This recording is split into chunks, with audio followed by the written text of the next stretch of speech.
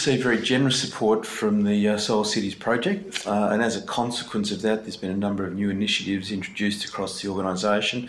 So, for example, we have the electric cars, and they're generated by solar panels on a carport.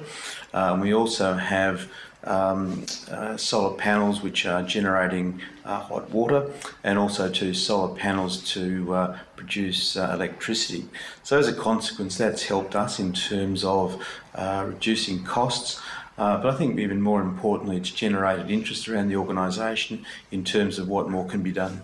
We spoke to Solar Cities, and they came and discussed with us the possibility of having this partnership, and it ended up that we were able to expand it to include a lot more solar panels and energy saving initiatives like the electric cars. The facility was able to accommodate most of what they wanted, so one of those partnerships that's grown and developed a mutual benefit for both parties. And the timing was ideal because we were in the middle of our major building project, so they came on the early stages of that, which enabled us to use part of our building site for the hospital, as well as our new development, which is the Ballarat Integrated Cancer Centre. So when we sat down, we went through what areas that we could benefit from and what areas that we could use where energy saving would be pretty much straight away.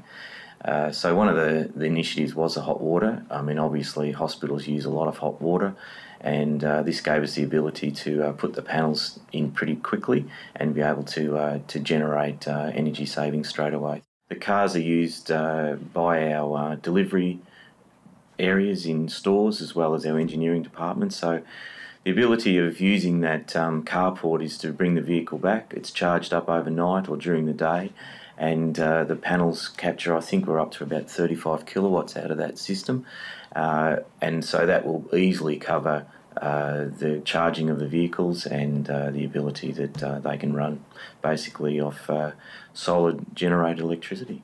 Yeah, usually overnight charging, and it's fine, ready to go for another 150 k's. So I guess the first thing you notice is that, as I said before, there's no engine noise. You get a bit of road noise, but it's very quiet. As performance goes, it just performs as any small car. It's got a bit of pick up and go when you need to. And the panels that we're putting, the solar panels, will sit inside this area here, so you actually won't see them from the street, but they've got the ability to be north facing, so that will get good exposure to give the maximum ability to generate solar energy from those. It's enabled us to put this in reasonably quickly and be able to start generating straight away. From a financial perspective, it was a no-go zone.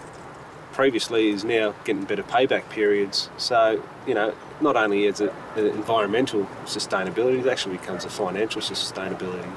The impact of carbon pricing has been very, very significant on the organisation in terms of additional cost. Just from an economic point of view, we need to do more, and we need to be able to try and reduce that cost, to say nothing of being responsible in terms of the environment. I think the way the car's utilised is excellent. It's there for everyone to see, and we'll hopefully have it all on our webpage, what our kilowatt hours are and what our carbon savings are. It's definitely put sustainability in our forefront of our minds. I love the idea that we've got these panels sitting there and they're just working all the time, and as a hospital we do use a lot of power and energy, so here's a chance to reduce that and obviously reduce the carbon footprint. It's great. These initiatives certainly send a message to other businesses and other individuals in our region as to what can be done. It's generated a significant amount of interest across the organisation in terms of the solar panels and the electric cars, and I think it's a benefit. All our staff are looking at what more they can do individually to assist the cause.